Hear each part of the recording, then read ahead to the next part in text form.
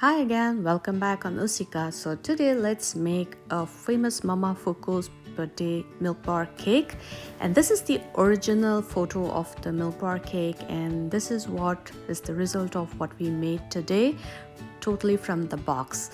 I'm using a Betty Crocker cake mix with funfettis, and I'm using 2 packs of them. And there's also a Pillsbury brand. I personally preferred the Pillsbury brand funfetti. I made with both the brand of cake mix, but somehow Pillsbury came better than the Betty Crocker. So if you can find Pillsbury, do definitely try with that brand of mix.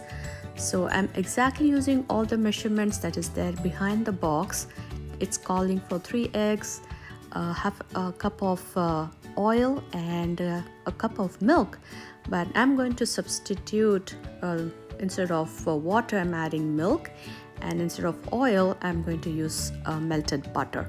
So that's the only difference I'm going to do today, but otherwise the instruction behind the box is exactly what I'm going to follow. I'm separating 3 eggs as that's what the instruction says. That's ready to add to a mixture, and here is a 3/4 cup of water and melted butter that I allowed it to cool. So let's get started. I'm measuring the melted butter, adding the butter and the cake mix in a mixing bowl, and I'm going to use the hand mixer today so it's easy for me to handle. And since I'm using 2 box mixes, I'm going to mix them separately in 2 different separate bowls and then add it together. So I'm going to add 1 egg at a time and mix well as per the instruction behind the box. And once all of the ingredients are put together, it's calling for to mix on a high speed for 2 minutes non-stop. So just follow the instruction that's behind the box. It's going to turn out really good. So this is 1 box of cake mix, and I'm using another box of cake mix in another mixing bowl. So and then later I'm going to add them together so I don't overload or there is no any mismeasurement in adding any of the ingredients.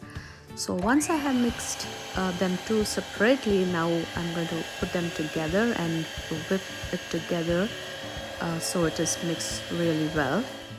And today I'm not going to use a baking pan, but I'm going to use a baking sheet. So I lined my baking sheet with a parchment paper with a little extra sheet outside of the pan, so it's easy for me to lift once the cake is being baked. So I distributed the cake mixture in a large sheet pan and 1 in small sheet pan, so it's easy for me to control the width, the thickness of the cake, because we don't want the cake to be too tall or not too thin, so the cake does not overflow out of the pan or while baking. So I'm going to put this in the oven as the temperature says for 350 degrees, around 35 to 40 minutes. That's exactly how much it took for me to get done. So let's get started with our frosting today. For the frosting, I'm doing a little change. I'm using 2 sticks of butter with half a cup of powdered sugar that I'm going to mix along with the store-bought vanilla frosting. So before that, let's make our own buttercream frosting. Whip the butter until it's nice and light.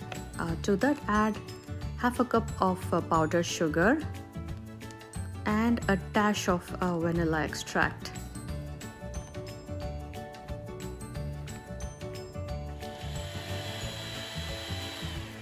Let's mix the buttercream well with the vanilla before we add our boxed vanilla frosting.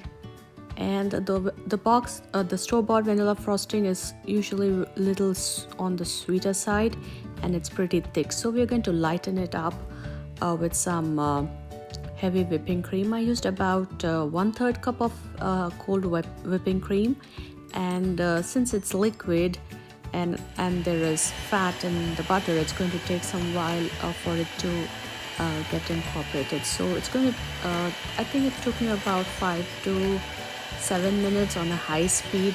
Depending on the hand mixer you have, it might take longer or it might take quicker. So let's get done with the frosting, and looks like it's done.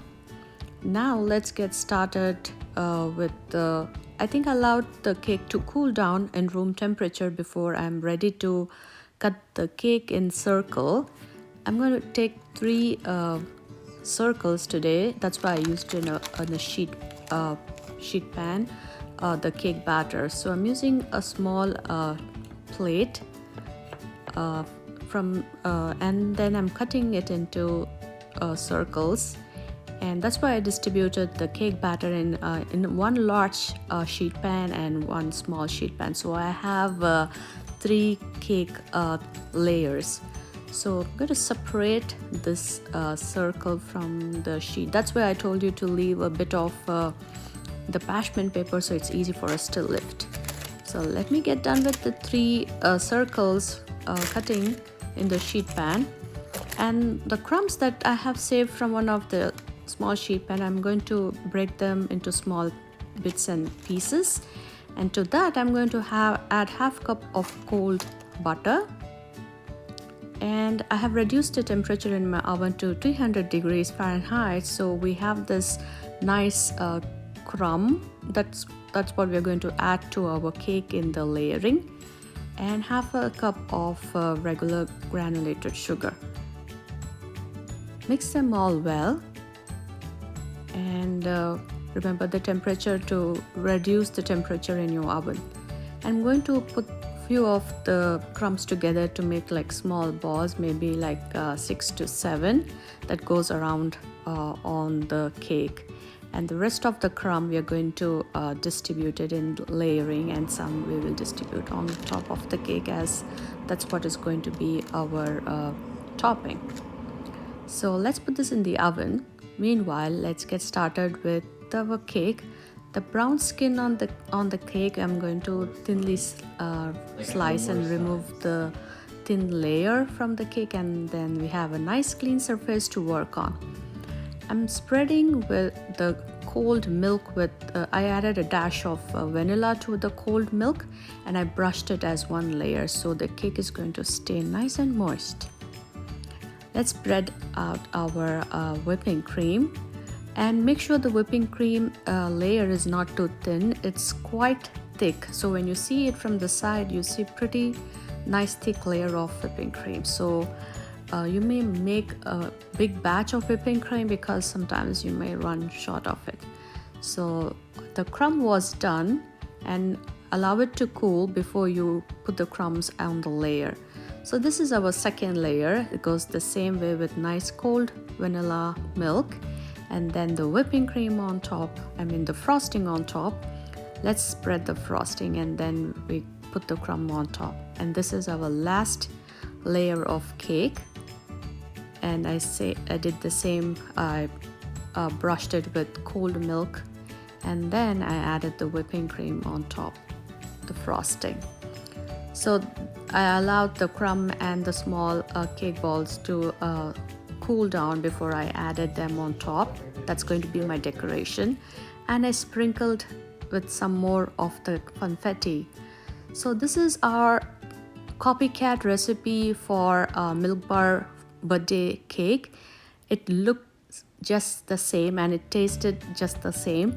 And in the link below, I will share you the original recipe for the Milk Bar cake of Christina Tosi. So do follow. And if you like my video, do like and subscribe to my channel. And thanks for watching, Osifka. Have a great day. Bye-bye.